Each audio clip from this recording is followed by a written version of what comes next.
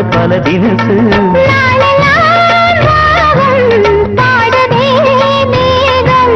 வாழ்வெல்லாம் யோகம் வாழ்த்துதே யாவும்.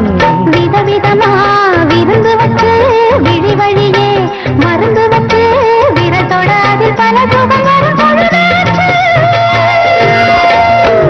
காட்டுக்குள் பாட்டு சொல்ல வீட்டு கிளி கேட்டுக்கொள்ள ஒட்டி வந்த தாளமே கொட்டும் கெட்டி மேளமே தொட்டணைக்க வேணுமே பட்டு கிளி நாளுமே. காட்டுக்குள்